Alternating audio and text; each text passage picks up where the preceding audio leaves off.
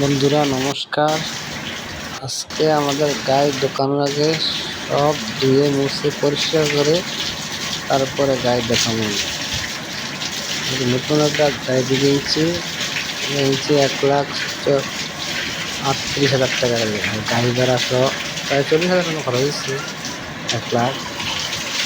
তারপরে ধুয়ে পরিষ্কার করে পুরা ঘর দিতে লাগে, ধুয়ে পরিষ্কার করে পুরো ছান করে। অনেক গরম পড়ছে, 7 ডিগ্রি টেম্পারেচার, 34-35 মতন আছে। অনেক গরম পড়ছে। গেছে বাচ্চা আমার গেছে গাবি দিয়ে ছান করে তারপরে আমরা গাবি দহন করবো। গাবি এখন দিয়ে বরটাকে সুন্দর করে ক্লিন করবো। ক্লিন করে তারপরে আমরা গাবি দেওয়াবো। হাই গেলে আমরা গাবিতে 2 কেজি 2.5 কেজি গাবি দহন করতে পারি। 2 থেকে 2.5 কেজি গাই নিলে গাবি দিয়ে সুন্দর করে পরিষ্কার করে তারপরে আমরা গাবি দহন করি। ময়লা প্রচুর ঘরে ময়লা। দিন প্রতিদিন আমরা একবার পুরো ঘর ওয়াশ করে দিয়া পরিষ্কার করি, তারপরে আমরা গাবি দহন করি। অনেক ময়লা।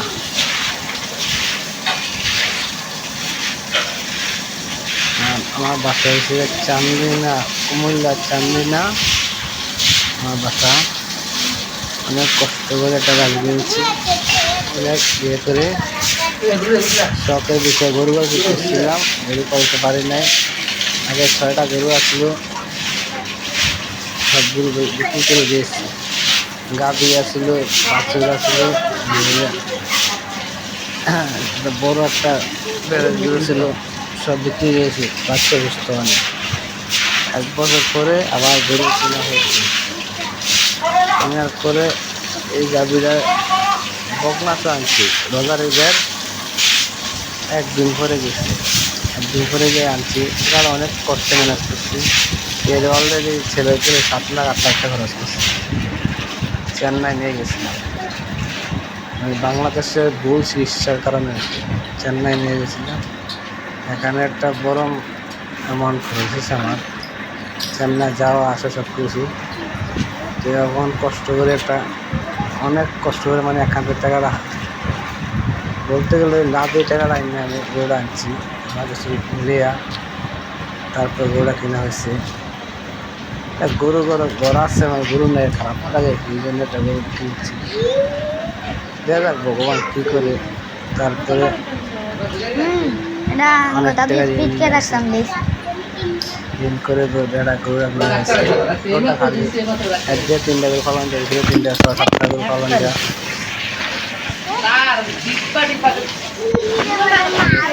সারানে দুধ আনো বইটা পরিষ্কার করে থাকছি। গরুর মালিক আইসি, মালিক এসে হয়তো দহন করবে। দুইটি সব পরিষ্কার করে চালে মহারানী আসছে গাই দোয়াইতে। এখন বেলা বাজে 2:45। এখন আসছে গাই দহন করতে। যে সারাদিন বান্ধা রাখবো, দুধ টানা লাগবে। ঘরটা হয়েছে ছাড়লে আর যাইব গাবি দহন করতে। কিরে 2:45 আজকে তাড়াতাড়ি গেছে, হয়েছে 6টার সময়। সব কিছু আছে, আইসে গাবি দোয়াইতে। এই গাবি দহন করছে, সারা কাম শেষ আসছে, আইসে গাবি দোয়াইতে। কত কামচুর আছে, কামচুরের লিডার। গাবি দহন হয়ে যাচ্ছে, আছে গাবি দোয়াইতে। তবে আঘাত থেকে খারাপ থাকতে হবে, কিছু করা যাবে না। আঘাত দিয়ে গাভীর আঘাত দিয়ে খারাপ থাকতে হবে। ভালো লাগলে সবাই শেয়ার করবেন, ভালো থাকবেন। সবাইকে নমস্কার, ধন্যবাদ।